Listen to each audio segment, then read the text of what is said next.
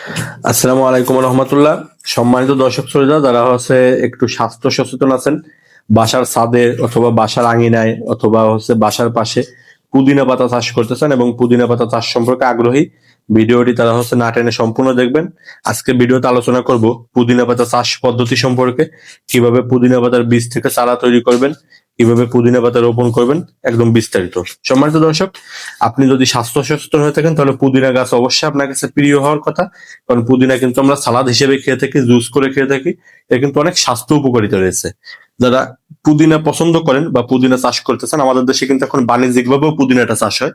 পুদিনা চাষ করার ক্ষেত্রে আপনাকে সর্বপ্রথম যেটি করতে হবে সেটি হচ্ছে উন্নত জাতের এবং কোয়ালিটি সম্পূর্ণ, মানসম্পন্ন বীজটা সংগ্রহ করতে হবে।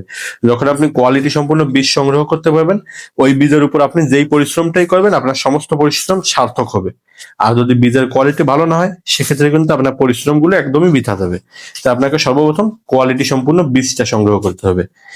পুদিনা পাতার আপনার বীজ থেকে চারা তৈরি করার ক্ষেত্রে একটা জিনিস করতে হবে, সেটি বীজগুলোকে নিয়ে সর্বপ্রথম আপনার 6 থেকে 8 ঘন্টা, 7 ঘন্টা, 8 ঘন্টা যে যেমন পারেন পানিতে ভিজিয়ে রাখতে হবে।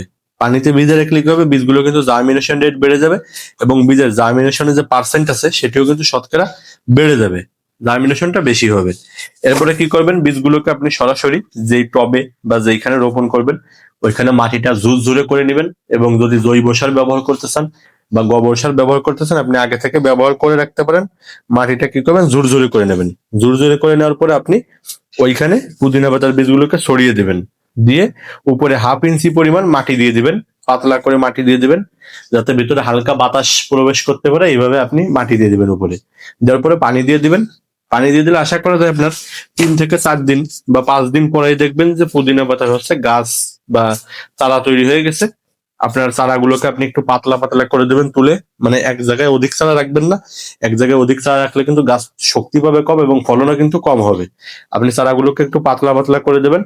পাতলা পাতলা করে দিয়ে আপনি গাছটার একটা পুদিনা পাতার একটা বিশেষ বৈশিষ্ট্য আপনার এর পাতার যে আগাটা আছে, এই আগাটা আপনি যত কাটবেন, এই যে জায়গা, এই আগাটা আপনি যত কাটবেন আপনার কিন্তু ওই গাছে বা ওই গাছটা তত জোপালো হবে এবং গাছে কিন্তু তত পাতার পরিমাণ বেশি হবে। যেহেতু আমরা পুদিনা চাষই করি পাতার জন্য, পাতার পরিমাণটা বেশি হবে এবং অনেক বেশি আগা বের হবে। আপনি একটা আগা কাটবেন, আরো 2টা 3টা 4টা 5টা করে আগা বের হবে প্রতিটা গাছ থেকে।